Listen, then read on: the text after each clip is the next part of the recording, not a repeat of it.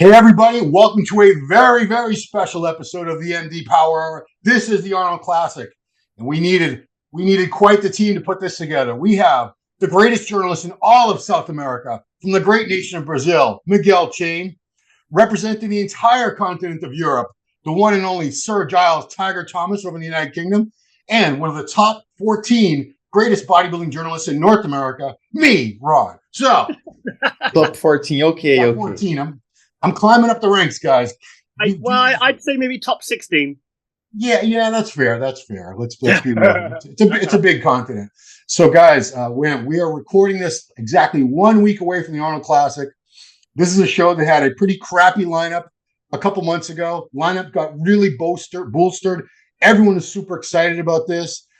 We all have not one but several favorites that we think could win this. It's going to be a battle. So I think out of deference to our special guest, we'll start with you, Miguel. Who do you see as if you had to pick one favorite, if everyone comes in phenomenal, which never happens, but if everyone comes in looking phenomenal, the best we've ever seen them, who do you think could win this? Open? Yeah, let's start with open. Yes, I think Samson Dauda. He's improving.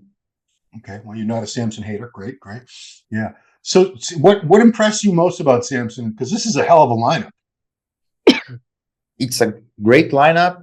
And like I said, we are considering everybody's getting on their best, but Big Ramy, we know even if he's at his best at this moment, he's not at his real best. And Samson is improving, man. Samson is improving. He changed a little of his protocols, like Milos told a few days ago. And I think he got that mindset. I think after the Olympia, okay, man, I can win this and I can be real good. And I think he's getting leaner. And I think this is the key for him. He has the structure, the frame, that round muscle bellies. And if he got real lean, I think he has the real chance to win. Els, I know you've been slightly supportive of Samson Dauda. You actually did an article in the magazine, in the issue of MD right now with Hadi Chupan on the cover. You have it with you. Samson Dauda, most improved bodybuilder of 2022, and we backed it up with research studies to prove that he actually is. But man, we've been talking about Samson, and you've had him on Global several times. You've had him on the hot news pretty much every week because I've had him in the studio. Oh yeah, you've had him in the studio because this guy has gotten better and better. I mean, what is he missing? He's got that structure, he's got the height, the size, that beautiful shape, condition. So I guess that's what it's going to probably come down to, because he's never been the most conditioned guy on the stage, and we're all conditioned snobs here. Do you think, from what you're seeing, Giles, in the latest updates that he's put up, that Milos has put up, that we're going to see a more conditioned Samson than we saw at the Olympia? I hope so, because when I had Milos on Global a few weeks ago, he said, look, I'll tell you straight. He says, I knew that Samson I knew I had to bring him in full. So that means basically they filled him so much because he weighed in depleted 294. So, I mean, Samson was probably, I'd imagine his body weight would have got up if he was weighed in depleted like that, because sometimes it can level out. But I think maybe he was kind of close to 300 pounds on stage, basically meaning that he wasn't going to lose size next to anyone. And he's the most aesthetic guy. But for me, he did lack that kind of separation for me. And I said, Samson, I messaged him the other week and I said, mate, you with Bonac level separation, I said, is what I would want from a Mr. Olympia winner. And because like last year, I felt like, when he was 270 in 2021, when he won Prague, then he was 280 4 months later, then he went to 294. I think his physique now looks better. Now it's kind of really filled out because he's got a big frame. He's over 6 foot tall. And I felt like he needed a bit more chest and back. The chest now, I think he's got the best chest in bodybuilding, which is unbelievable what he's done in a very short space of time. Yeah. His back, I feel like there's more going on. I feel like his rear lat spread looks really, really good now. It looks probably near perfect. I still think he's capable of having a better rear double biceps. I think he's got the potential of having like a Flex Wheeler or like a Ronnie Coleman level. So I think that's something for him still to aspire to, because that's really the benchmark. But I think like what Miguel says, I think Milos is going to try and bring him in crispier. for this one. And I think he needs to, because I think with that size and the proportions and his, the small waist and the aesthetics, him with really the last box to tick really is conditioning and muscle separation. And that is, for me, remember we spoke about it in last Power Hour. I said, that's how I feel Samson can improve his physique. And the thing is, he didn't really have any time from the Olympia to really come in a lot bigger, but he could get better in 10 weeks by bringing better conditions. So yeah, I do see him as one of the favorites for this. Because the thing is, he's only, let's not forget, he's only won one pro show. Right. Yeah. But the shows he's done have been the Arnold Classic, the Boston, the Olympia. They've been the big ones. So, I want to ask him, actually, I'm going to say, do you consider 6th place at the Olympia or say 3 pro wins if you had that choice? Which would you rather? And I'm sure he would say 6th place at the Olympia, because when you're in that top 6, that makes you the absolute best of the best. And let's be fair, he could have been 1 or 2 spots higher. With all due respect to all the athletes, there were several pro shows that I went to last year to cover for MD that the Samson from the Olympia would have crushed those shows. Wouldn't have even been close. But let's move on. We're not doing this, guys, in order of exactly who we think is going to be first, second, third. Just so you know, we're just discussing the top runners, because we all have several guys we think are capable of winning. We all have like 10 guys in our top 3. It's crazy. But I think out of respect for the Mr. Olympia, 2-time Mr. Olympia champion, let's start talking about Ramy. So Ramy has never won an Arnold, but 2-time Olympia champ. All 3 of us were at the show in Vegas, and we saw something had happened to this guy's physique. We didn't know if it's something that was nerve damage. It was something at the last minute with prep. Where a lot of people have been speculating and nobody really knows, but he has been doing stem cell therapy for the back. So that does tell you that he does believe it's some sort of injury, nerve damage or whatever. Miguel, I don't know. Neither of us are experts on stem cell therapy and how fast that works, but Chad has been claiming, and he's been putting up update pictures, that he's way better now than he was at the Olympia. On paper, a 2-time Olympia champion should be able to win this. What do you think? Yeah, on paper, he's on, because it's a very hard lineup. We have, like I said, 10 guys in top 3 and several guys that can win the show. It all depends on how they are going to be on that day, on that night. Those things to consider. Ramy, it seems that he's healing his nerve damage, and the doctor is very confident about that. The doctor told a few days ago, okay, he did 1 session, and after the first session, he was completely different.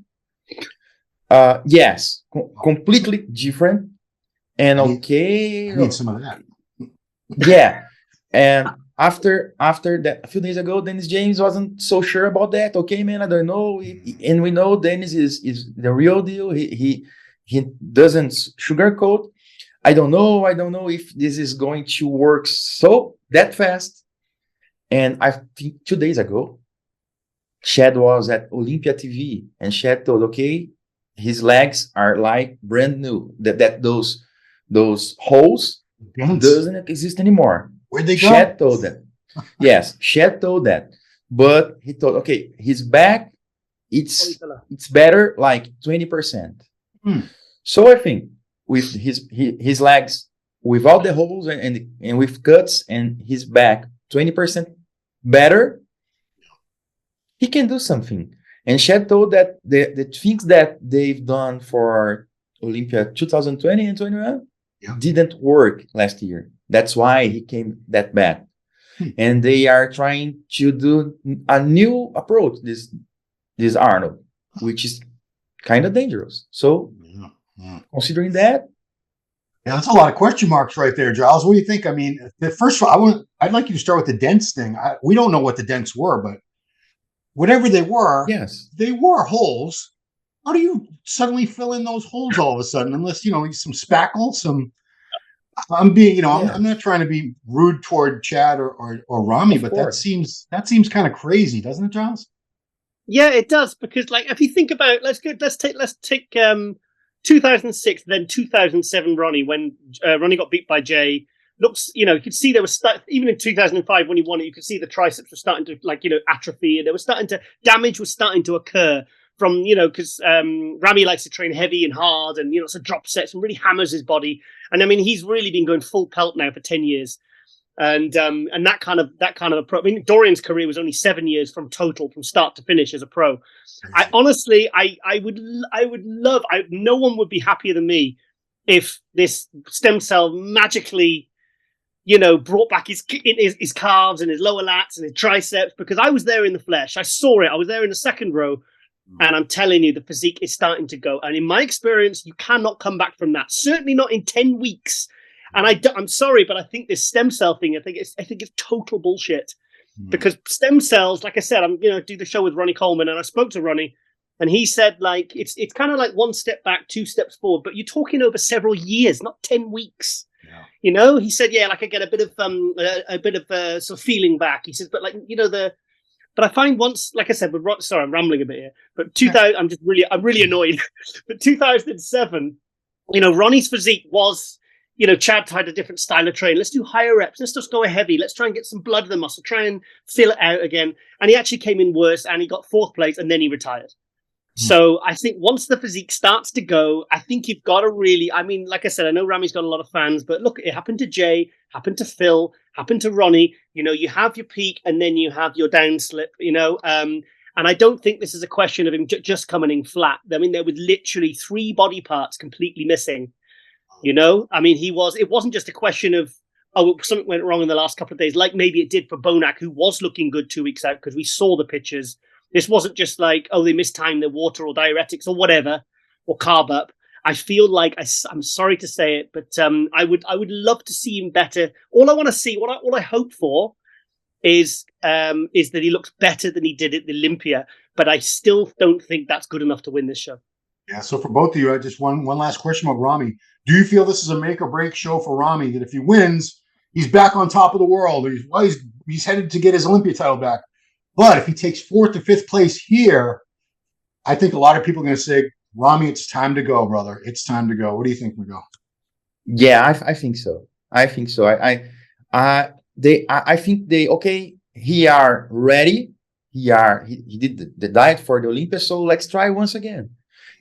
But I would consider waiting, like do this treatment, do an off season, and come back later in the year, or just come back at the Olympia.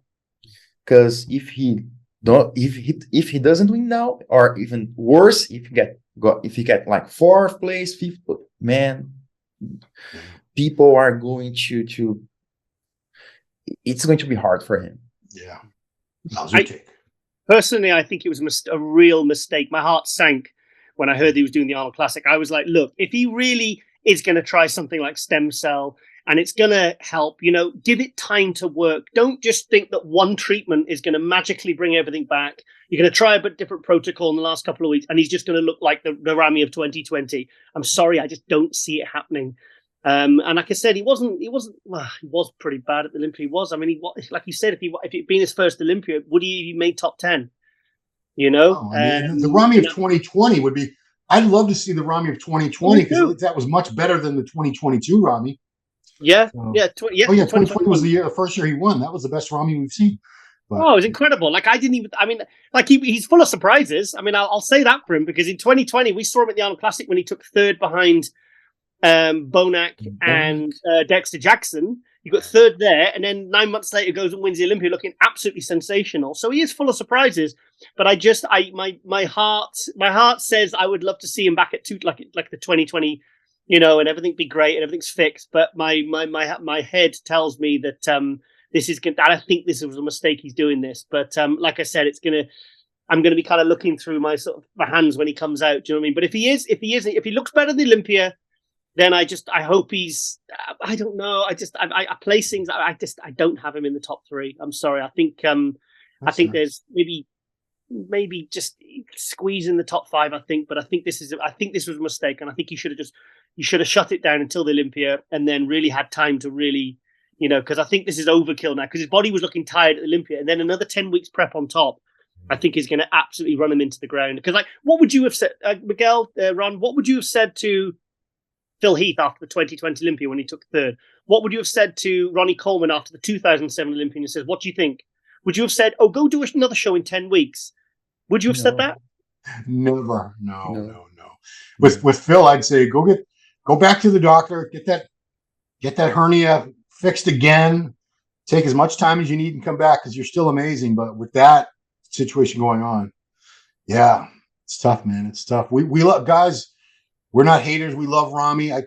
Giles and I, we think he's a splendid chap. Giles had him on with Ronnie Coleman on the Nothing But a Podcast a couple months back, and we love the guy. We're wishing him the best. But let's turn to, if we're talking about on paper, who's the highest ranked guy in this show? Nick Walker, the mutant. He was third place at the Olympia. He's won the Arnold Classic.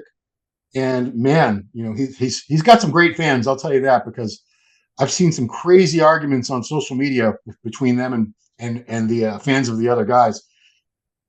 He does look great. The one thing that his fans, some of his fans say he was the most conditioned bodybuilder they've ever seen. I'm like, well, you haven't seen that many bodybuilders.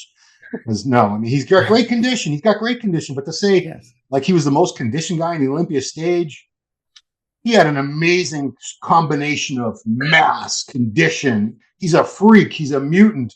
It's not a pretty physique, but we've had, was Dorian really a pretty physique? Was Ronnie really a pretty physique? Ronnie was prettier.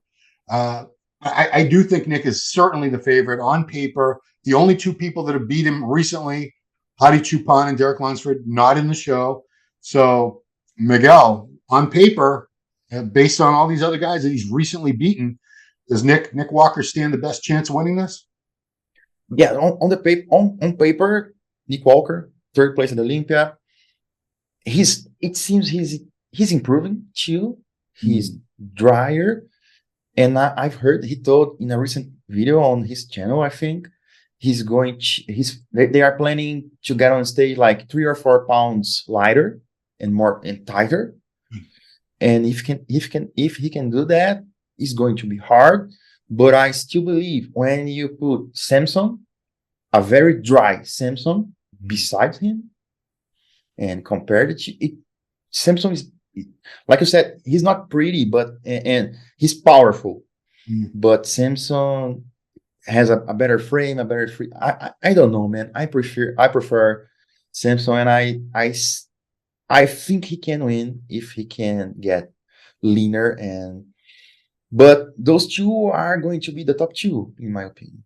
Yeah, Giles, you've had Milos on a couple of times, especially recently on Global, and you've both been called Nick Walker haters, and you've both had to stop and say, just because we have a preference for more aesthetic physique doesn't mean we hate anybody.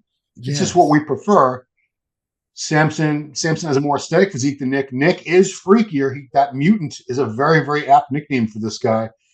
When you have a guy who's got that much muscle, and if he comes in super grainy and dry, and especially if he's streamlined, he brings the waist down even just a little bit. I personally think that could be well enough to sway the judges, because I've seen it go that way many times. We don't know what's going to happen, but let's get your take on Nick Walker, the mutant, Giles. If I was playing it safe, I would say, I think Nick Walker will win, because, there's every chance he will win this. He's big, he's conditioned. Like I said, you said about me and Milos, he's not my preference of physique. I mean, I do like big free physique, but I'm not keen on his physique. But that doesn't mean I don't see that he's very, very good and he's very, very impressive. I still think he has improvements he needs to make. I think it's not that he's got a weak chest. I think he's just, his chest, his shoulders and arms are so dominant that it kind of makes his chest, like Clarida, the structure, it almost makes the chest look bunched up. And he's got some weak shots like his front lat spread. I'm not keen on the waist thickness. For me, the whole, like when you see him relaxed and stuff, he looks quite straight up and down.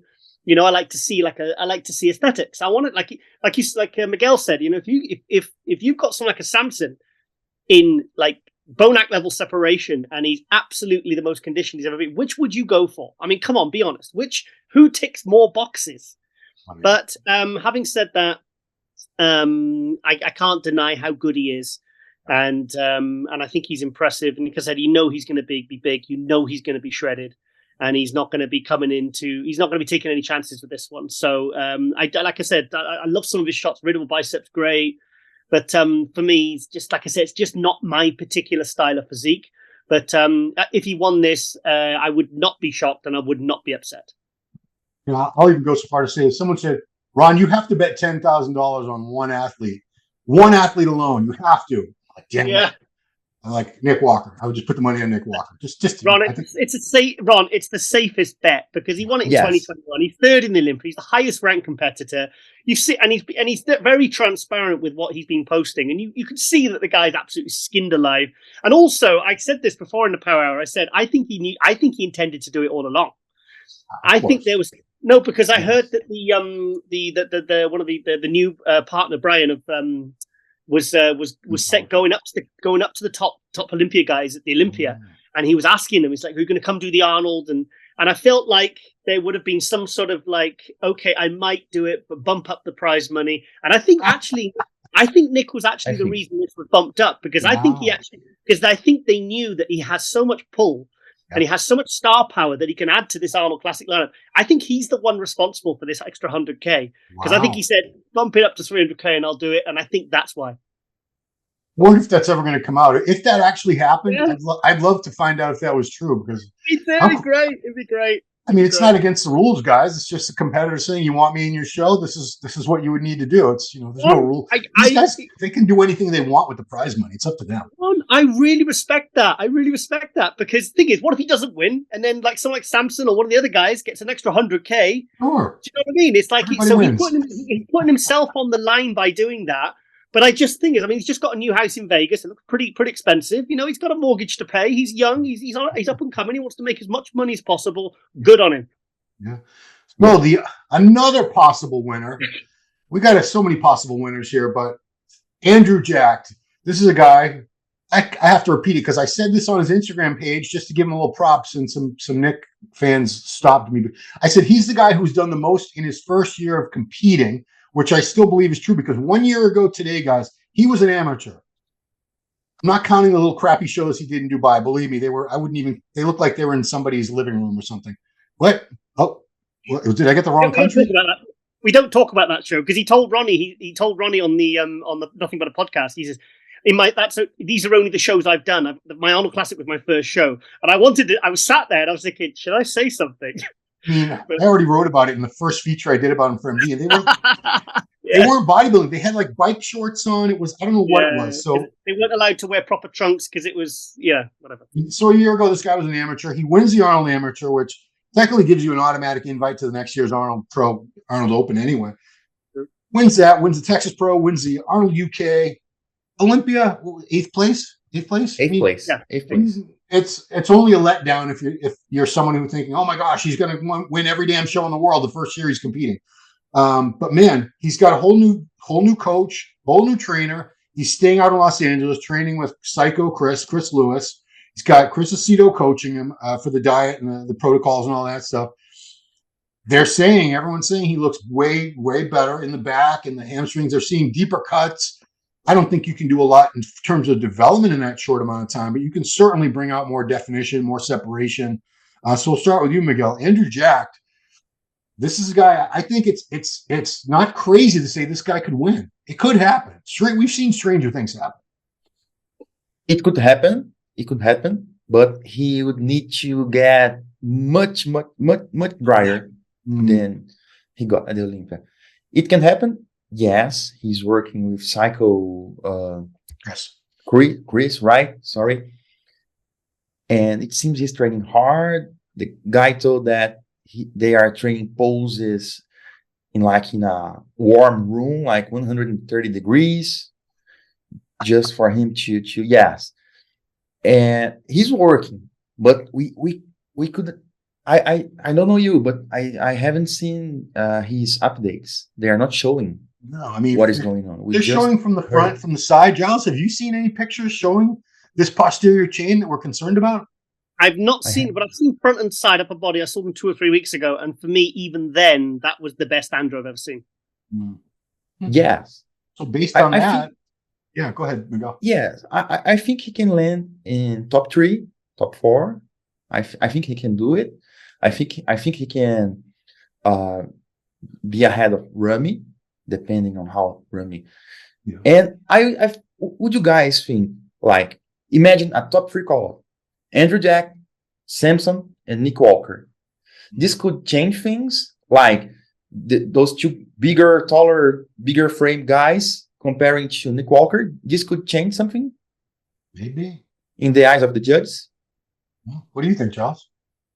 Not really, because every physique has its own attributes and weaknesses and strengths. But I mean, personally, I wrote an article in the next month's MD, and I was talking about how bodybuilders, we've had the average height of bodybuilders in the 90s was 5'9", 5'10". Now, actually, we've got good guys like Crizzo, Jack, Samson, Rafael Brandeo, over 6 foot, like really good tall bodybuilders, so we've seen like a real influx in the last year of really good tall bodybuilders. And I'm very happy about that because I'm 6'1".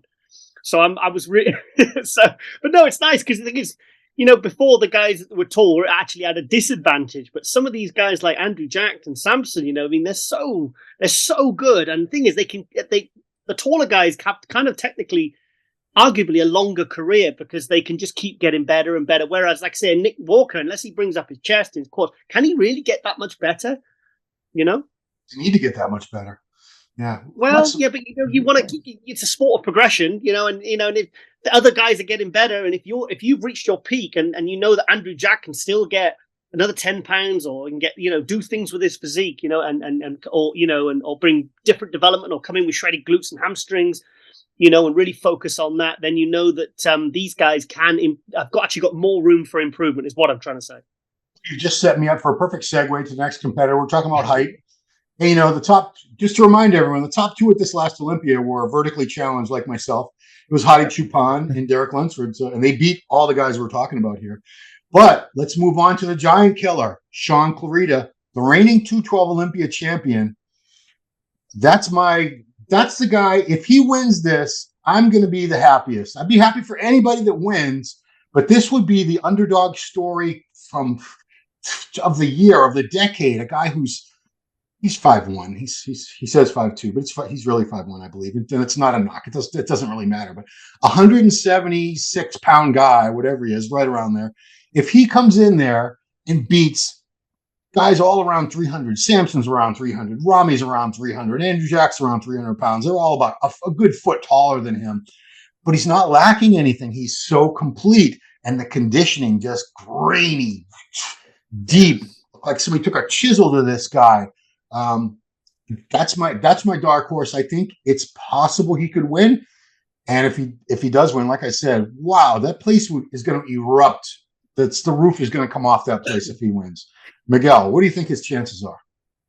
Yes, I think he can win. I think he's good enough to win. I think I would like if we could take him like in Photoshop and stretch him 6 foot to 6 foot. He would be one of the greatest. Yeah. Yes, he would be one of the greatest. But he's shorter, and the main thing is when everybody's so good, because he's complete, he has that grainy look. He will be shredded. He will be dry. He will be everything. But if you put other guys with the same qualities on his side, it's going to be hard for him. So I think, my opinion, he depends on the other guys, like, okay, not arriving or not coming to the stage so dry or so good, but he can win, and it's going to be like, he's going to be in history if he can do that. But I think it's a little less, with all respect, a little less likely for him to win. Yeah, Giles, we were at the Olympia. We saw how great Shaun was, but we didn't get to see him next to any of these guys. Yes. This will be the first time we've seen him up against the best open guys, minus only a couple. But we're going to see him next to Andrew, next to Samson, next to Ramy, next to Nick, William Bonac. Is it going to matter? Is the height going to matter? Is the fact that he's 100 pounds lighter going to matter? Or is it going to be the best physique? We're not in the judges' minds. We don't know, but give me your best possible scenario. What do you think could happen for Shaun? Well, I think the fact that the guy's the current 212 Olympia champion gives, and he's jumping in a show this big as an open, I think his testicular fortitude is off the charts. Balls, guys, balls. Yes. Testicular. So, yes. I put that in my column. I was very pleased with myself for that one. But I really respect this guy's like his attitude of just because it is like a Rocky story, because he's fearless. This guy is absolutely fearless. I mean, I went on record. It's out there. When I heard he was doing the Legion in 2021, after he lost to Derek Lunsford, I thought it was the biggest possible mistake. I thought he was just pissed off that he'd lost the Olympia and he wanted to go and do it. I thought, no, I would have advised him really against it. So again, he's proved people like myself wrong multiple times. And let's think about it, right? Let's take something like, like Phil Heath's best pose, the readable bicep. Ronnie Coleman's one of his best poses. Really, apart from Nick Walker, who can hang with Shaun Clarida in the readable bicep out of that lineup? Who can? Tell me. Maybe Bonac. I'd say Bonac. Oh yeah, shit, yeah, Bonac. Yeah, Bonac's the only one. Bonac's the only one. He'll take Ramy apart in the readable bicep. He'll take Samson apart in the readable bicep. Andrew Jack won't be even close to him in the readable bicep, because the things with Shaun, he's going to be in condition, and he's, like I said, pound for pound, the guy is very, very complete. And I think, given what we saw at the Olympia with Derek and Hadi really getting judged properly, and Ramy. Like you said, we spoke about this before, Ron, in like years previous. Would they, like 10, 15, 20 years ago, would they have placed Ramy any lower than second if it was like it was? See, do you know what I mean? They knocked him down to fifth. And in fact, arguably, he could have been even lower. But I thought that as soon as Ramy got fifth last year, I thought, okay, these judges are really, really scrutinizing these guys properly and judging them on their merits. And I think Shaun Clarida is, he's just an anomaly, like Jose said on the other week. I just think it's absolutely incredible. So, I mean, he doesn't have to win for this to be a win for him, because he's got nothing to lose by doing this. And even if he makes, say he just makes top 5, that doesn't take the shine off the fact that he's the 212 Olympia champion. Right. But if he makes top 3 or even wins this, I mean, that is just, I mean, like I said, it's going to be like when Sean Roden won the Olympia in 2018. And no disrespect to Phil, but we all love seeing a new champion, and we loved seeing someone that we didn't expect coming in to win this. So if he comes in and say some of the other guys are a little bit off their game and he catches them and he sneaks past them, it's gonna be a moment in bodybuilding that I wished I'd been there to witness, because like we were there with Sean Roden, and I remember filming it, and I just remember the whole place just erupting. It's gonna be insane. So it's hard not to root against Shaun Clarida. I'm gonna make this one. I like predictions. 7 months away from the Olympia. I say if Shaun wins this, I don't think we're going to see him in the 212. I think he's going to go for the Open Olympia title. Apparently, he said that if he wins this, he's not doing the 212 Olympia. He's going to go into the Open Olympia. And the thing is, why would he? Yeah. If he's winning 300,000 for winning the Arnold Classic, why would he then go to the Olympia and win 50,000 as a 212? It makes no sense. You don't like money, so he's got a baby. He's got a baby. Diapers are expensive. Oh, dude! By the time that kid's in college would be like $5 million a year. So, we mentioned Bonac, and guys, if you notice, there's a subliminal message in the thumbnail that Jen Geraci did for this episode. It's got Bonac is like peeking over Giles' shoulder in the graphic. I'm here, bitches! Because people are forgetting about William Bonac. He's not being spoken about much because obviously Andrew Jack has billions of fans. Nick Walker has billions might be a little much. These guys have such huge vocal fan groups, blowing them up, talking about him every day. But Bonac, 2-time Arnold Classic champion. Arguably, I think he should be a 3-time Arnold champion. I think he had it last year. Olympia runner-up. The updates I'm seeing from him, he looks like he's bang on. He's better right now than he was at the Olympia. Normally I would go to you, Miguel, first, but Giles has his finger on the pulse of the Bonac updates like nobody else. Yes. Bonac for the win. What do you think, Giles? Am I crazy? Well, for me, Bonac isn't the 9th best bodybuilder in the world right now, because that was not the best Bonac. Because I had him on Global the other week. He said something went wrong, because you see the 2 weeks out updates, chest and back was full. He said to me in Global, I was looking on target to be better than I was when I won the Boston Pro. And he said, I can't really say, but obviously we overdid certain things. And you obviously read between the lines. You know exactly what he's talking about. Because he was his chest and back, nothing was popping. And it's like I said, his readable bicep is his real money shot. But even that wasn't popping at the Olympia. And he couldn't even pull it back for the Saturday. So, he looked miserable up on stage. He knew, because he said backstage, he says, I couldn't even get a pump in my chest. So he knew when he was up on stage, he just knew he wasn't in contention. So he probably knew that he was going to be knocked out of the top 6. But I do believe they'll rectify it this time. So, I mean, really, if we just say he comes in as good as he won the Boston Pro, I mean, how is that not a contender for the win? That was a devastating physique. I was right there, and that's the best Bonac I've. Incredible. You've seen him more than I have, but to me, that was almost perfection for Bonac. He couldn't have been any better than he was. So, Miguel, if we see the Bonac from the Boston Pro, even the Bonac from last year's Arnold, I think was pretty damn great. Let's give him a little more fullness or something to make him like an extra 5% better. Can he beat Ramy, Walker, Jacked, Clarida, this Samson, this crazy star-studded lineup? Can he do it? Yeah, I think he can do it. I was considering his physique from the Olympia. I wasn't aware that he was getting better and better this way. And if he can bring that Boston Pro, he can win the show. Mm. He can be over all those guys. I love his physique because he doesn't have any missing body parts. Yeah. When he's good. His only shortcoming is his frame. His waist is a little wider, but he work it on that. And his shoulders are wider, and his back double biceps is great. So if he brings that physique, he's trouble. Yeah. The problem is, the problem is we all judge bodybuilders on their last appearance, their last show, and the Olympia, unfortunately, wherever you fall in there, like if you get seventh, like if you're Hunter Labrada, you can say, I'm now the 7th best bodybuilder in the world on the planet, because that's how we rank bodybuilders, how they do at the Olympia. But the thing is, if you don't get it right and something goes wrong at the Olympia, you can lose 6 placements. I mean, just say he'd have been battling out with Nick Walker for 3rd place if he'd have been looking like he did at the Boston Pro. Maybe he would have even beat Nick Walker. Maybe he would have beat Lunsford. I don't know. We will never know, because we never got to see that version of William next to him. But unfortunately, it's hard to say to people, forget about the Olympia, because those 2 Olympias in 2020, 2021, he kind of did the same there. Something went wrong where he didn't look his best. But then you saw what he did at the Arnold Classic in the Boston last year. So it is a peaking process. So if he peaks perfectly for this, you'd be absolutely crazy to count him out for being win or at least top 3.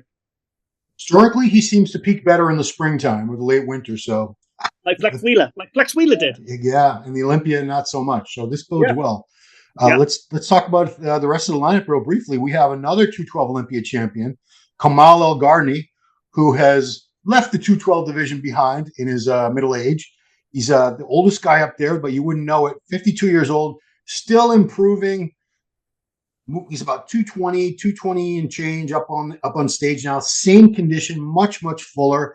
Giles, you've said you prefer this version of his physique much better. It's a version you never got to see all those years because he was making weight classes. And now with the reins taken off, he can be as heavy as he wants. But what do you think, Giles? Is Kamal Elgargni fully shredded, nice full delts, everything just popping? Where does he place? How does he do? Firstly, Kamal actually did bring his best as a 212 in 2018 and 2019. He was 205 he was 205 in 2018. In 2019, when he won it, he was 208. So he wasn't struggling to make weight. So at that time, that was the best version he could bring. But now he's moved out to America. He said he's in such a better place for him as a bodybuilder. He said there's so much more support, and he said it's so much easier to focus, and there's so much more opportunity. And he said it's allowed him to really flourish. Like when I heard that he was 220 doing Tampa last year, like Shaun Clarida doing the Legion, I was like, oh no, this is going to be a disaster. He's going to lose all his lines, going to lose it. But he proved me wrong. He looked absolutely sensational. Really should have beat Akim Williams at that. Was 4th place at the Texas, and I mean, it was close between that whole top 5. Very, very, all of them really brought really good packages. But I mean, he's claiming 230 at the moment, and he looks nice and full and big. Because when he drops down to 212 now, like he did at the Olympia last year, I mean, that's a 220 physique dropping down to 212. Of course, something's going to come off somewhere. And it came off the sweep off his legs. It came off in his side tricep. If you look at the Olympia pictures, his chest was not popping and full like it was at Tampa. because obviously he lost that 8 pounds. And of course, like I said, you're going to lose it from somewhere. So seeing him, I mean, he'll probably be around 220, I'd imagine, by the time he hits the stage at the Arnold Classic. But he's going to look sensational. He's probably going to look his best ever. Because even like in the updates, you can see like there's more going on in the shoulders and the chest. Everything looks full and striated, and he looks like he's ready to burst, you know. And I like that look on him. So I think you'll see a very, very strong package. I think he's I'm not sure about top 5. I think maybe he'll get like a solid 6th place. But in a lineup like this, as a 212 guy, I think that's really good. But again, like Shaun, I think he's got massive balls doing this. I think it's really impressive. The fact he's really pushing himself at this age, because the thing is, the age is irrelevant because he's actually looking the best he's ever looked. So, and he's still improving because, like I say, in 2019 he was 205 on stage, and now he's like 15, 16, 17 pounds heavier on stage in the same condition. So. It's just, I mean, the guy is just continually blowing minds. So I'm really rooting for the 212 guys in this one. Miguel, your thoughts on Kamal Elgargni? Yeah, 50 years old, 51. 52, I think. 51. He's 50. Is he 51? Yeah, he might be. He's 51, nearly 52. I'm not sure whether he's 52 yet, but I mean, it's incredible. Crazy. I think he's having a hard time entering the top 5. I think he's like more top 6 or top 7. Yeah. And I think he can surprise us. It's a little different from Shaun Clarida, because all those guys, we have Kamal, Derek Lunsford, Angel Calderon did an open show, I think, one or 2 years. I was there in Spain. I was there. Yeah. Those guys are on their limit. So they have, like Giles said, they have to take something to make the weight. Shaun Clarida, he doesn't have to, because he's way below. So I think we can be more. Yes, it's different, because when those guys go to open, they can work a little better. They don't have to deplete so much. And Clarida just will do the same thing he's doing for 2 and 2. And I think Kamal can surprise us. I think his legs are, with all respect, of course, are getting a little smaller, like it's a little normal for older bodybuilders. And that's why I think he might end up in 6th place or 7th, something like that. Can I interject? But he can surprise us, because he can surprise us because he can get a little bigger, and he's coming bigger and drier. And if someone of the bigger guys comes off, he will get them. If I mean, like you said there about Shaun Clarida's not having to struggle to make weight, so he's going to bring something similar to, because he did at Olympia. But Kamal will look better than he did at Olympia, because he's not 212 anymore, because he's a 220 physique now. Yes. So, yes. And I think you said about the legs, I noticed at the Olympia as a 212, if you compare the Olympia photos to the Tampa photos, he did lose his sweep when he goes down to 212, but I think he's going to have that back. But then the thing is, you don't know. It's like Dexter Jackson right up to the very, very last year. It was only that last year at the Olympia he did where he really started to show signs of, okay, he's really on the decline. But up to like in 2020, the Arnold Classic, he beat Ramy. Don't forget, he was like 2nd place. So he really pushed it right up to the bit where he just kind of started dropping off. But Kamal will look better actually than he did at the Olympia, whereas Shaun Clarida will be probably looking as good, if maybe not slightly better. But because he'll have that extra 10 pounds to play with, and it's all going to go to the muscle and fullness, because Kamal's never been out of condition, and also he's got a real deadly rear double bicep, which he could potentially beat 1 or 2 of these other guys if they're not in condition. 100%. So Akim Williams, massive guy with beautiful shape and structure. Condition sometimes is much better than others. I haven't seen a lot of consistency with Akim. When he's bang on though, he's damn good. He was top 6 in the Olympia. He beat Kamal at the show, and I thought Kamal was freaking great at that. Which one did he beat him at? Tampa. But man, Akim's a question mark. He has a new coach. We did interview. We didn't talk about it because the coach didn't want to put it out there that they're working together yet. I don't know when they're going to surprise us with that news. I know who it is, but I can't say. But yeah, I mean, it's one of the big names. But yeah, let's start with you, Miguel, because there's only like 5 big names. So Miguel, Akim Williams, this guy has so much potential. I know from the back things can get kind of tricky with him. What do you think? What do you think his chances are at this particular Arnold Classic? Yes, I think it is going to be hard for him. I love his physique and I love the way he approaches training. Trains hard. He looks like a rock. But the back poses, especially the back double biceps, hurts him, I think. And we don't, like you said, consistency. We never know how he's going to show up. He's going to be dry. So I wouldn't bet him on top 5 or 6. I think he can be there, but it's that guy we don't know. It's tough. It's always a surprise. Yeah. Well, Giles, I don't see him going like better than top 5th place. I think it's going to be hard, especially from the back. 5th place in this lineup would not be a shameful thing. This is a crazy good lineup. But Giles, what do you think, Giles? I think the car accident really messed up his back shots, didn't it?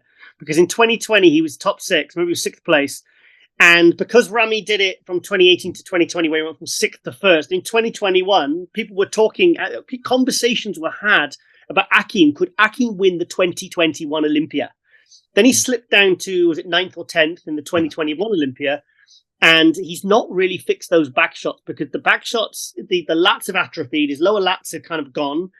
There's very little detail in his back shots. And his side shots are still probably some of the best in the world. His side chest, his side tricep are phenomenal. Yes.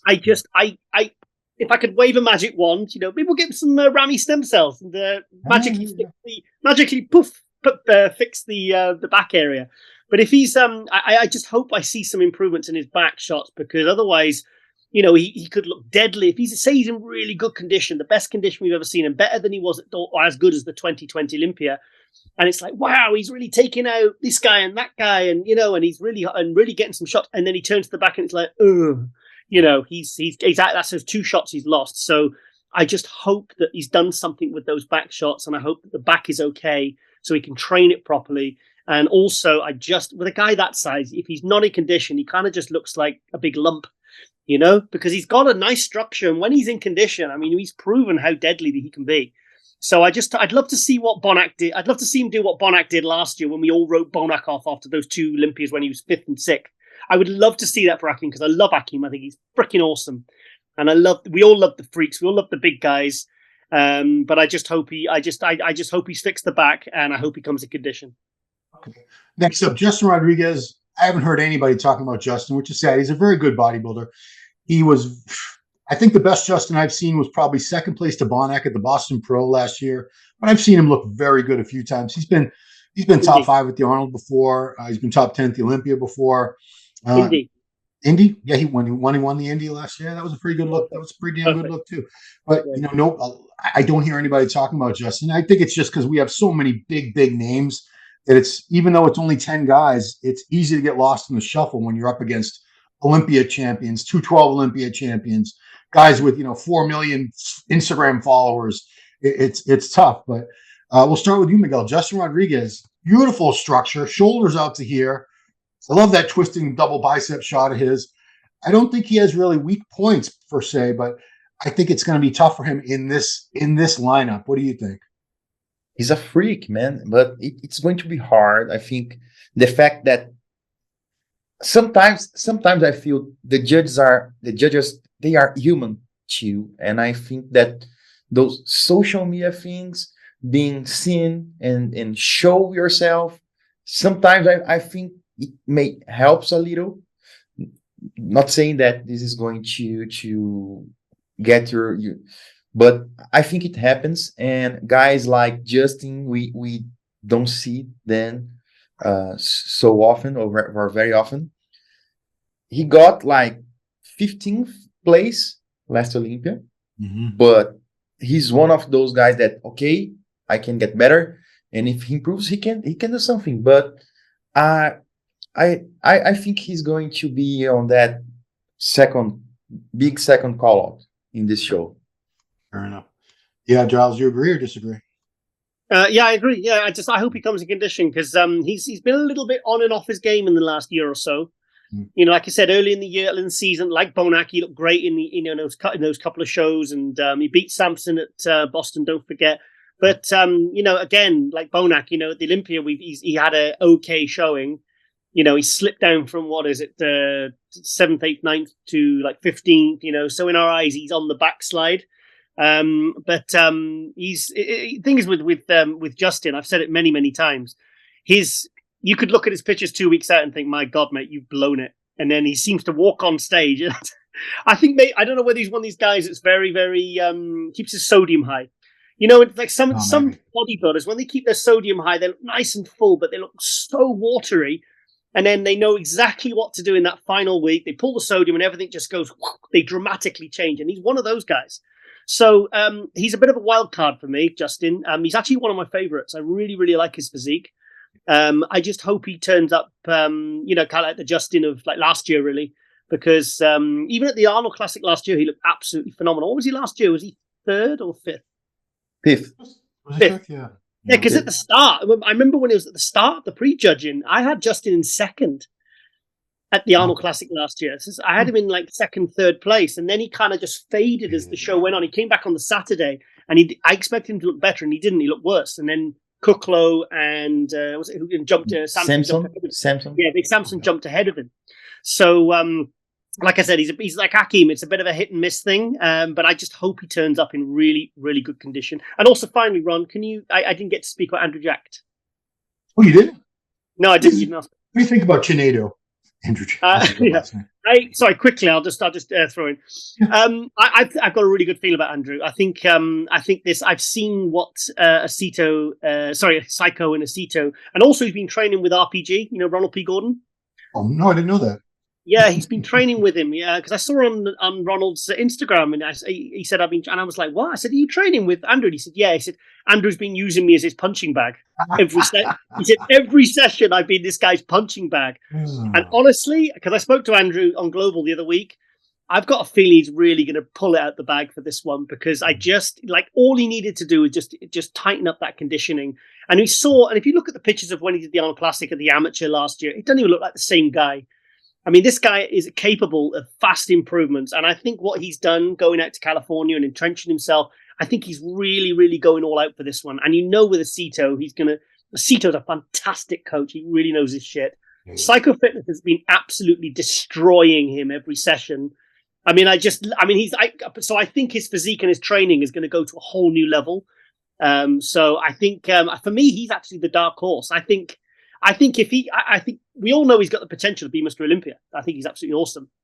It's quite a turnaround, because I was called Andrew Jack Hater a month ago because I dared to critique his physique. But I think he's still a work in progress for me. I still think he needs there needs more going on in those back shots, more development, more conditioning, more development. But that could come in a year. But I think you're going to see by far the best conditioned Andrew Jack we've ever seen, and this is the guy. I think I'm probably most excited to see how he's going to look, because I think he's going to bring something different for this one. So last but not least, in the open lineup, we have Patrick Moore. Patrick, when I saw him turn pro at the USA in 2017, the same show that Derek Lunsford turned pro at, I saw a lot of the same strong points in physique that I see with Andrew Jack. He's got the height, incredible clavicle width, tiny waist, big cap delts, big, huge arms. At the time, I told him, you know what, Patrick, get these legs going, get some quad sweep going, and you're going to be deadly. And he has worked on that. He has improved that. I do worry, because in his updates, he's been posting everything from the waist up. There was one video where he was hitting a couple side shots, and his legs look good from the side. But what I want to see with him is quad sweep. I think that structure, when you're that wide and you're 6, I think he's over 6 foot as well. When you're that wide, he doesn't look it, does he? But he is. I know he is. I've stood next to him. He looks like 5'8", Really? 5'9". I keep forgetting. That Patrick is tall. Yeah. Sorry. But I'm just saying that's what I would want to see for him to move up to the level, because I think he is capable of doing good things. He did tear his Achilles tendon last summer, which is an enormous tendon. It's like as thick as your thumb in the back of your ankle. And I don't know what his legs look like. If his legs are improved, this is a hell of a lineup. I don't think anyone's got him like winning the show or anything, but I'm always rooting for the guy. I know he works hard and he's been on his grind, but I'll start with you, Miguel. Patrick Moore. I don't know how familiar you are with him because he hasn't done a lot of shows recently because he did get injured. But where does he shake up in this mix? Yeah, I think he's real good. I like his physique. His legs need, of course, they need to improve. And of course, he can prove me wrong. I don't believe he's going to show improved legs because he's not showing his leg. And these days with social media, man, it's almost certain when someone is not showing certain, of course, Andrew Jack is not showing anything, but like Ramy, he was showing only from his waist up. Okay, his legs, something is going on. And I think it's the same with Patrick this time. This injury he had, it takes time to heal. After that, your ankle loses mobility, and it's hard doing like leg presses. It's hard to do squats. So I think it's going to. I think we are not going to see improved legs on his physique, and for that reason, I think it's going to be very hard for him to place like in top 6. I think he's going to be in the second call out, and he's going to strive on that call out. Your take. Your Tiger, Giles. Sorry, just something. Sorry, the thing swiped across there. I lost you there, guys. No. Do you remember this is the guy that was really one of the stars of the 2019 Olympia? Do you remember that posing routine? How he looked, his color, his condition, and it was like he got 10th place, didn't he? Was it 9th or 10th? He got 10th. Mm-hmm. And it was like, wow, this is a guy to keep an eye on. He's got aesthetics. He's got beautiful shape. The crazy wide shoulders, small waist, and he's not really kind of delivered anything beyond that since. But he's one of those guys that Aki said the injury makes me like Miguel says, it makes me a little bit nervous for him. I think in a show this big and a show this stacked, as long as he turns up in really, really, really good condition, he's done himself proud. I mean, I don't see him as like a top 6 guy, but as long as he looks good, it's not going to be a bad decision for him doing this show. But I do feel like he's one of the bottom second call out guys. Just doing a show this high profile, even getting the invite, getting in to do a show like this is a good thing for him. And it's good for his profile because he's kind of dropped off the radar a little in the last year or so. I mean, I've messaged him a few times. He hasn't messaged me back, and normally he does. So maybe he's just like, okay, I want to really reestablish myself. And the thing is, it must be so psychologically hard coming back after a serious injury. Like when Zach Khan, he tore his quads and stuff. I mean, just the fact that the guy got back up on stage was a huge achievement, and it's like, and people love to see stuff like that. He didn't just fade away and retire or, dropped a classic or something. He just, he kept going, and he's coming back, and he's also testing himself in the second biggest show in possibly one of the best lineups we've seen for years. So for your Branch Warren won the Arnold Classic. A couple months, 4 months later, he tore his quad completely off the bone. Comes back and wins the Arnold Classic again the next March. So stranger things have happened. Let's move on, guys. Classic physique. It's only 7 guys in the lineup, but we got some huge names. We have to start with Miguel because the heavy favorite to win this was the Olympia runner-up, last year's Arnold runner-up. His real name is Ramon Rocha Quiroz. A lot of people don't even know that. They just think his name is Ramon Dino. It's just a nickname, guys. Dino is not his real last name. But, man, if we're talking on paper, no, the only guy that's beat him recently is Chris Bumstead. We know Bumstead's going to be sitting in the audience watching this time. He has never done an Arnold. But, Miguel, is this Ramon Dino's show to lose? Yeah, man. I think he's the biggest favorite to this show, and man, his physique is improving. He's better. His flight to Ohio is 2 days. I think it's this afternoon or this evening. So he's leaving Brazil. Yes, he's leaving Brazil. At this point, he was a little like in the beginning of the week. He was like 230 pounds. Now he's like 232. Oh, he has like to lose 10 pounds. Yes, should be gaining weight now. 10. Yes, man. It's unbelievable. And there's a good thing about this prep. he's exhausted. You see that they are filming with him every day. So every day we have a new training video released. He's not speaking. So you can see between sets, he's resting and he's almost dying. You can see the suffering on his face. Never seen that on Ramon. Yes, because he's really giving everything he can in this prep. I think it's going to be a struggle to make the weight, but I think at this point, Chris and his team, they know what to do.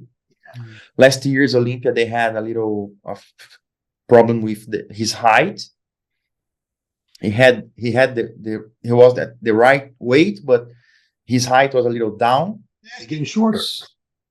Yes, and they have to rush things, and they couldn't find a sauna at Planet Hollywood, so they were staying in another hotel, so they had to I don't know how they did, but they got another room, hot bathtub, and he was there. So, and it was a mess in the middle of, and they were running, and some way a chiropractor went there and do some tweaks on his back, and when they came back, they measured him again, and he was taller, and he made the weight. If he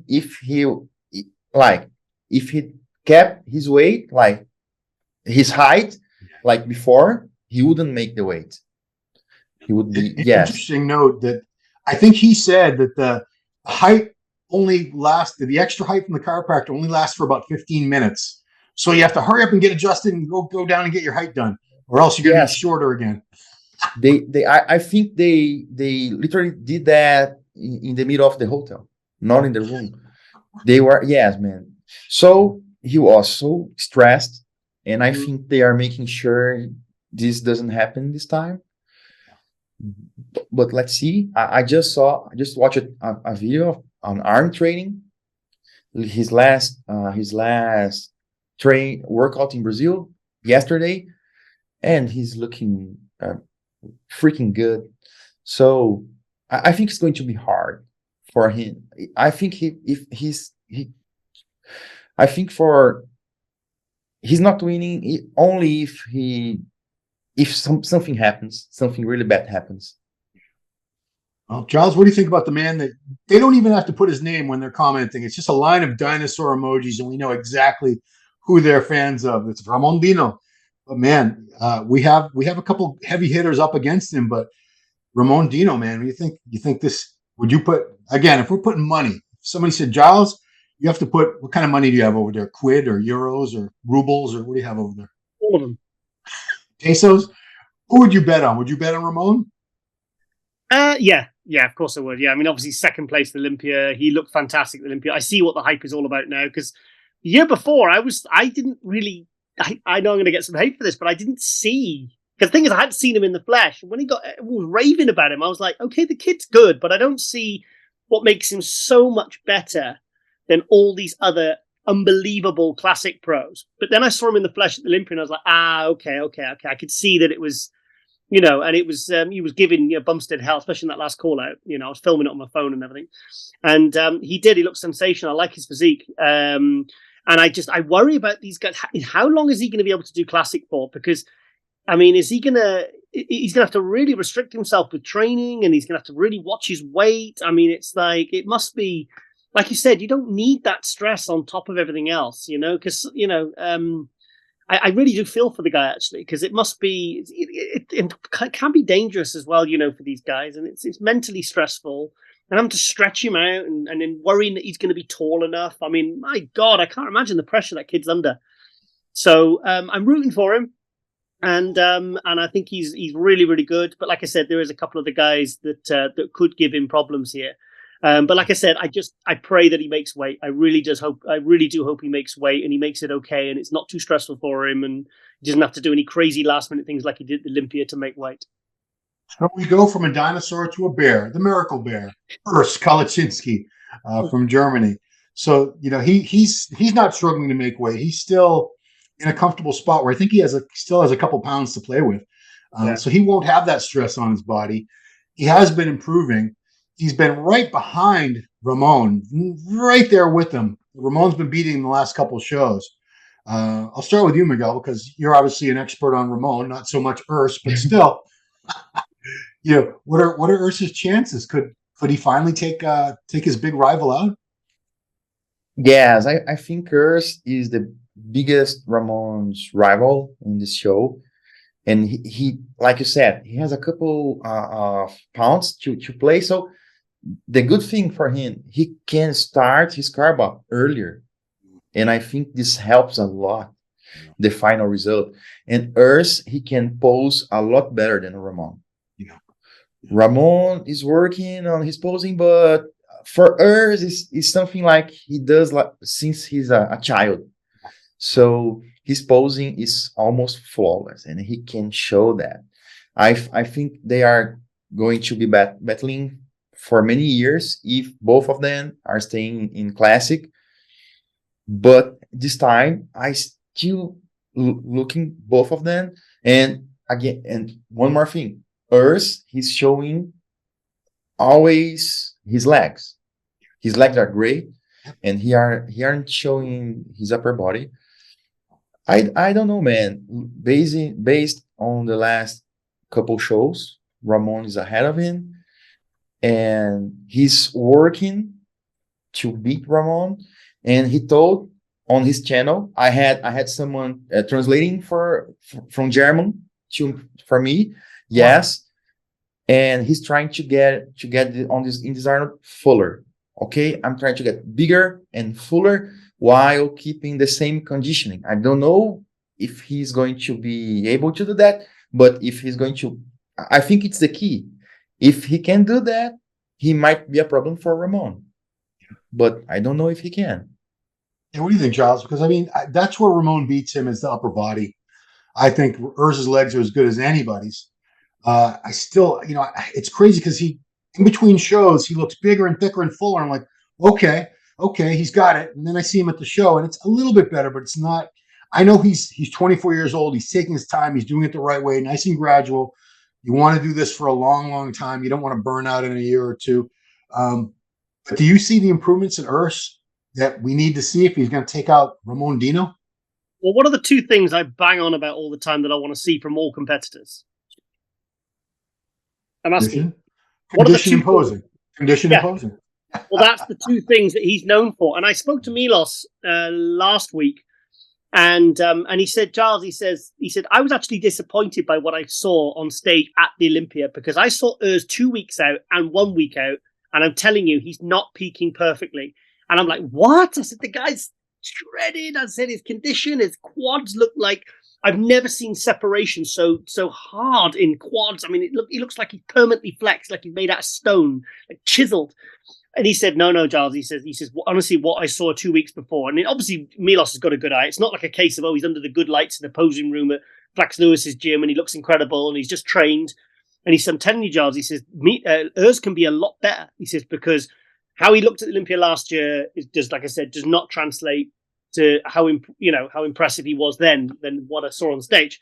So, and like you said, he's got a few pounds to play with. So we could see, I mean, it was very, very close between him and Urs. I mean, would the place have rioted if Urs had beat Ramon at the Olympia? Probably not, because I thought it was the top three, then there was everybody else. I thought it was pretty clear cut. That's why I almost wish they brought Urs out in that final call out with Ramon and Chris, because I felt like he deserved to be there. But there's the thing of having the last two, and it indicates and obviously gets the crowd going.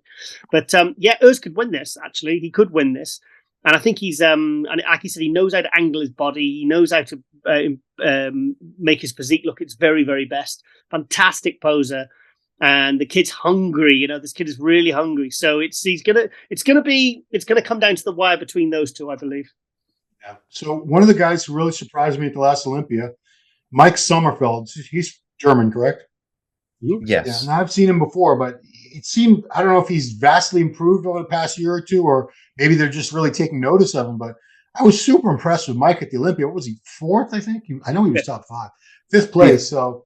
This is another guy. I don't necessarily think he's, I don't, when I say I don't think he's got a chance, I just mean because Ramon and Urs have been just dominating the upper placings of the past past couple of years now. But Mike Summerfield, man, I'm very much looking to see what this guy can do in this lineup because it's not the Olympia.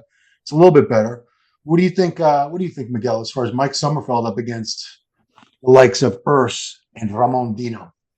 I like him a lot. I've been following him for 2 or 3 years, and I've seen him improving. And have you seen him in Vegas? I mean, we saw him at the Olympia in normal clothes, like no. walking around. You see walking around, normal guy. Wow. This is, I think this is special. When you see and of course I'm going to extreme. We see Andrew Jack, you see Samson Dauda. Those guys are huge. You see Ramon walking around with his jacket and his. Man, this guy is huge. You look at Mike Summerfield, normal person. When he's posing, when he's on stage, yes, that's. Yeah. You see him, and those guys are dangerous.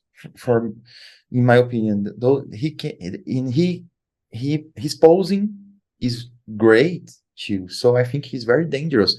He's dangerous at this point to bother Urs and Ramon. I don't think so, but he'll be there in the first call out. And if they had a top 3 call out, he'll be there, I think. What do you think, Giles? You agree? Top 3, good chance of Mike Summerfield landing top 3. Yeah. I mean, I remember when he turned pro in 2018 in London, and he won the heavyweights as a bodybuilder, and then he won the overall, and then he went to 12, and then he switched to classic, and he was kind of like a 5th, 6th place guy, and he had the kind of physique that he had now, the same sort of size, but the conditioning just wasn't there. And then I heard rumors he had something wrong, some health thing that meant he couldn't get shredded. And I knew that once he got the conditioning right and they figured it out, because Neil Hill preps him, I knew that he would move up because he is really, really impressive. Because he's very big for he's like Ramon. He looks really big up there for a classic. He's a big kid, he's carrying a lot of tissue. It's like he's amazed. He must have like very hollow bones or something, or a weird sort of bone structure, because he's carrying a lot of size, very wide, very big, huge quads, and he looks like an open guy sometimes next to some of these classic guys. You get the old guy that looks incredible, looks huge, and he's one of them. But now he started figuring out the conditioning. It was no surprise to me that he moved up. So yes, I am. I think, but I don't see him threatening the top 2 here. Yeah. Last guy I'll talk about, and I will mention the others just briefly because we also have Courage Opera, who's very good in the show. Junior Jaworski, I've seen before. Jason Brown, all good. But I want to end this on speaking about Alex Cambronero, because we haven't heard a lot about Alex as far as people mentioning his name in the top classic guys, but Alex is a guy that won this a couple of years ago. He won the Arnold Classic physique division. He's been top 5 in the Olympia several times. He was a very successful 212 before that. I know it's tough to stand out in classic now because every time new talent comes along, that's who we focus on. But Alex has been around since the very beginning, and I would never write this guy off. What do you think, Miguel? Yes, he last Olympia he was at top 10. I think 9. He's never been outside top 10. Yes. Top 5. He's usually top 5. Yes, last year I think he got 9th place. Yeah, but I think he's going to battle with Summerfield for 3rd or 4th place, based on the others. We had this Brazilian guy, Junior Jaworski. He's big. He competed as an open one time, and he's tall, and he was at the Olympia last year. Didn't make it to the finals, and he told me, okay, man, I was too flat. I tried to play like the conditioning thing, and I went flat. And now they are trying something different.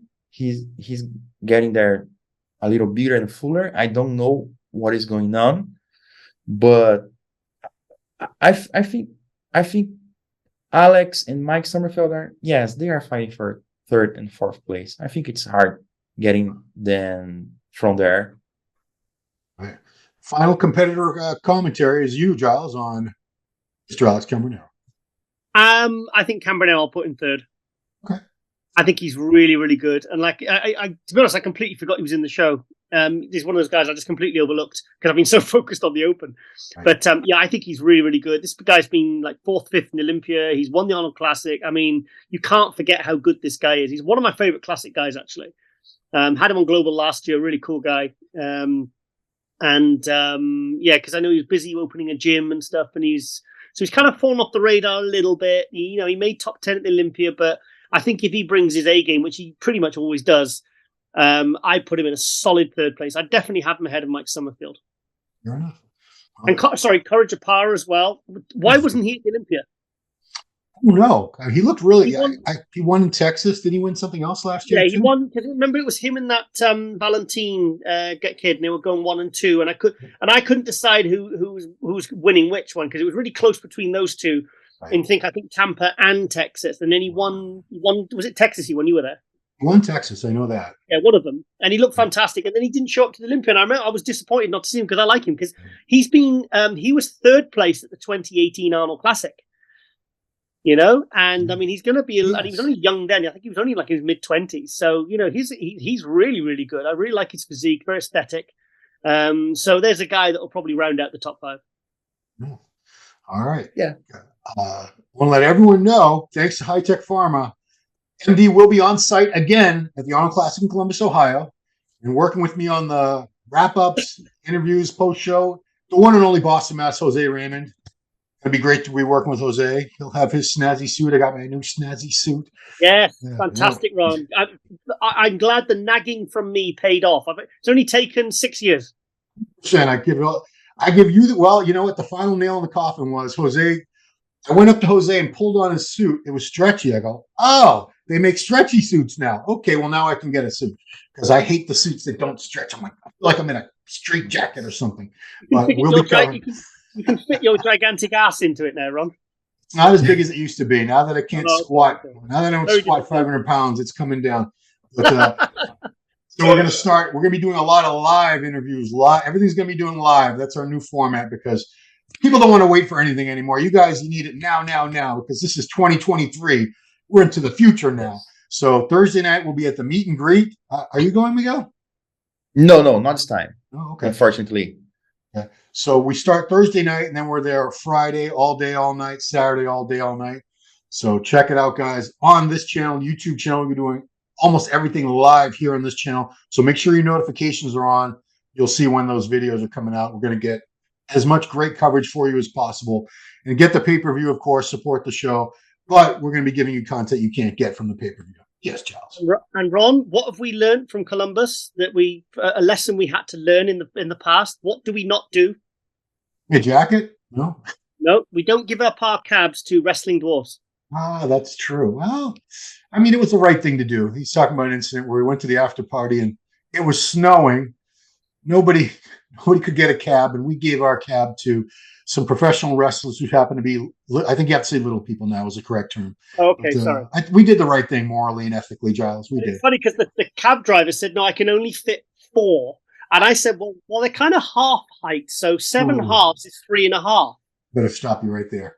I did. No, I meant it. And he went, and I think he said, yeah, go on then. Well, It's true, it's true story. We did the right thing. I said, look, they're kind of like, sorry. So when I said bring a jacket, that's because you didn't have a jacket. It was like 25 degrees out. You had, one of your little flimsy suit jackets. You didn't have like a proper winter coat or anything like that. Anyway, I want to thank you both, Miguel Chain. Miguel, what's your channel so people can check out your coverage?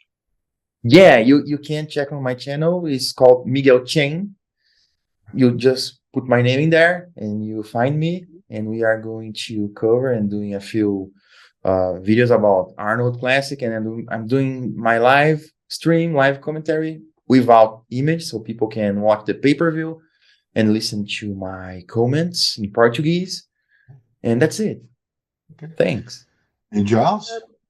And also next week, I've got somebody coming into the studio to do some, and also I'll have Derek producing, and he's got the mic and the camera on him. So there's going to be 3 of us in the studio doing like live stream reviews and everything. And we're going to try and get a special guest on, a very special guest, very, very VIP. We're trying to organize it now, but there's going to be 3 of us kind of doing a sort of like a review of the call outs and the posing routine. So I'm really excited about this. All be confirmed, but that's obviously for next week. So check it out. So MD Global Muscle. that is MD Global Muscle, guys. It posts every Wednesday morning at 9:15 a.m. Eastern Standard Time. Amazing show, produced not in that room, but he's got a whole studio he built in Tiger Towers. Beautiful studio.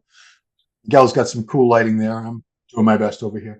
But anyway, guys, thanks for watching this preview of the Arnold Classic, special episode of MD Power Hour. And of course, join us next Thursday, Friday, and Saturday, live from Columbus, on site. Myself and Jose Raymond, the boss of Mass, bring you coverage for muscular development.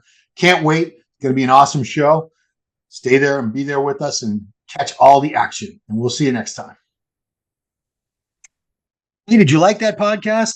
Smash that like button, subscribe to MD, and please comment down below. Thanks for watching.